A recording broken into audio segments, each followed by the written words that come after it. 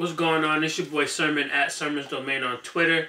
It's almost the end of the year, but I wanted to wait until truly the end of the year to provide my, favorite albums, favorite artists, all that stuff. I know a lot of outlets have already started that, but, we still have albums coming out, mixtapes coming out, so it never seemed fair to me to exclude those. Pusha T drops Friday.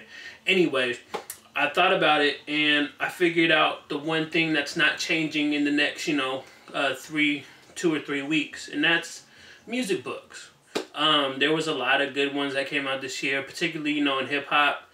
And so I wanted to highlight my favorite 3, and I wanted to throw in some honorable mentions before we get into those.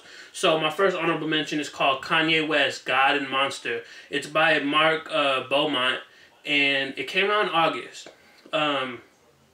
This is probably the most comprehensive Kanye West biography we may ever get, because I don't know if Kanye himself will ever put out his own biography, but this really dives into Kanye's history. Like, it's amazing how much information is out there, like in the internet and, magazines and wherever else he looked. And the fact that he could put this book together is just amazing to me. You'll learn a lot about, like, Kanye's, his mom, and even his dad, about, like, them, how they met, moving from Chicago to, I believe it was Atlanta, and, just the hardships they had before you even get into, Kanye as a person, as an artist. And then you kind of go through, parts of his life, his childhood, and then, you'll learn, like, how he linked up with, Jay-Z, Rockefeller, and all that stuff. There's just so much in the book. It's like 400 and some pages, and these are like thick pages, thick with words. And I thought it was a really good book, so I'd recommend that to check out. Another book that I haven't read yet, but I want to recommend it anyway because I feel like I love the concept and I'm going to pick it up. It's called Rap Tees, a collection of hip-hop t-shirts from 1980 to 1999. This is done by DJ Ross One, who he did a video with Fader showing off, like, his collection prior to releasing the book, and I just thought it was crazy how many rap tees he has, and these are, like, they're in good condition too. So he compiled all of that into a book, kind of presented some history, and it's cool just to be able to see, like, what artists were doing for merch, in the 80s compared to now. So I wanted to throw that one out there as a recommendation.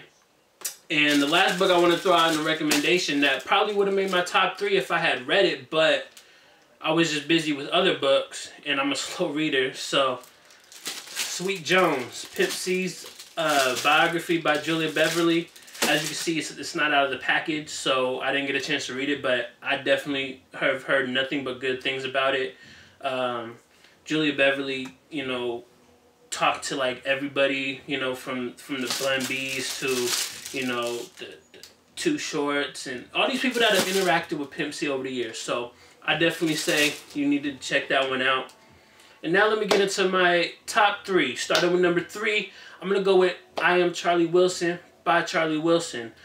Prior to this book, I didn't know too much about Charlie's life. I knew that he was in the Gap Band. I knew that he's had a really good solo career and that he's worked with Kanye. He has a good relationship with Snoop Dogg. But I didn't know too much about his, his history besides, the main point, I guess. So getting into the book, I was really shocked just to see, like, one of the things that he talked about was how he didn't really make any, like, real money until, like, the late 90s, early 2000s. And, he's been around for so long, just reading about how, like, the Gap Band had a really bad contract and just all the issues that were going on with his life. It made me appreciate his art a lot more because, I don't know, anybody in that type of situation would have, I don't know, more depressing music, but Charlie Wilson sings about love. He's been positive this entire time. So I gotta admire that, and I really like the book. I think it captured, his whole life good. It told some really good stories about, like, the time he linked with R. Kelly to record Last Name Wilson. and you know, him being in rehab and how he ended up marrying the counselor that was helping him, you know, get clean. And it was just a very beautiful story. It's something out of a fantasy, like a fairy tale. So I definitely say read Charlie Wilson's autobiography. It's well worth it. You'll have a newfound respect for the man. Number 2 on the list, and kind of falls into the same category as Charlie Wilson's autobiography, is Scarface's autobiography, titled Diary of a Madman, The Ghetto Boys, Life, Death, and the Roots of Southern Rap. It was written by Scarface, of course, with help from Benjamin Meadows-Ingram. And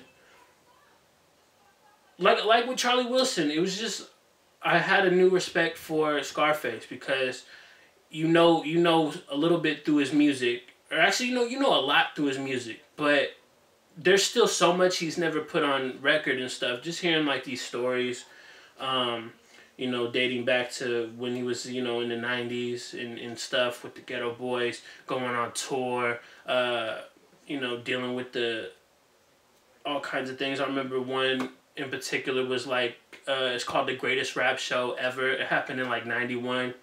It was a tour that had the Ghetto Boys, Naughty by Nature, Public Enemy, I believe, Queen Latifah, Jazzy Jeff, and Fresh Prince, and other people. It was like a dream lineup at the time, so I was very captured on that. And I like the fact that Scarface is smart. He was focused on Rick Ross, T.I., and Pastor Troy in 1999. Way before any of them, well, Pastor Troy was kind of, you know, popping at the time, but T.I. and Rick Ross wouldn't go on to see like that mainstream success for many years to come. And this is during Scarface's Def Jam president run. He was a Def Jam South president at the time. He only signed Ludacris, but he wanted to sign, you know, those other 3 names that I mentioned. And I just thought it spoke, you know, volumes for Scarface being able to see like the future. He saw success with Ludacris, but I'm now wondering, you know, with T.I. and Rick Ross and even Pastor Troy, would they all be successful? I feel like Pastor Troy might be the one person that would have got more recognition because he doesn't get enough praise for his contributions to hip hop. But like I said, this Scarface book is really good. It's worth picking up for sure. And now I'm going to get to my number 1, The Rap Yearbook by Shea Serrano, illustrated by Arturo Torres. And this is my number 1 book because it's probably the most unique hip-hop book we've gotten this year. It ranks the most important song from 1979 up until, I believe the last one is 2014, which was last year. And there's so much information packed into it. He did his research. You know, countless interviews and documentaries and other books. And he also threw in like his own little personal, you know, stories here and there. I remember he's talking about Ice-T's, damn it, which one was it? Ice-T 6 in the Morning, I believe. And he was talking about like the story where he and this girl were on a date and they found like $100 and it turned out to be fake in the long run. It was an entertaining story. I can't remember how it tied into the Ice-T song. I think it was just because it was playing in the tape deck when they were driving or something like that. But it's a really informative book. I like the fact that there's illustrations, which livens it up. And at the end of every chapter, every year, there's a rebuttal, like a small little rebuttal piece from just different writers. And they kind of, it's their rebuttal of like why this certain song should have been, you know, the most important instead of the one that Shay picked. Like, you got 1995 is Dear Mama by Tupac, but then the rebuttal is about Shook Ones Part 2 by Mobb Deep.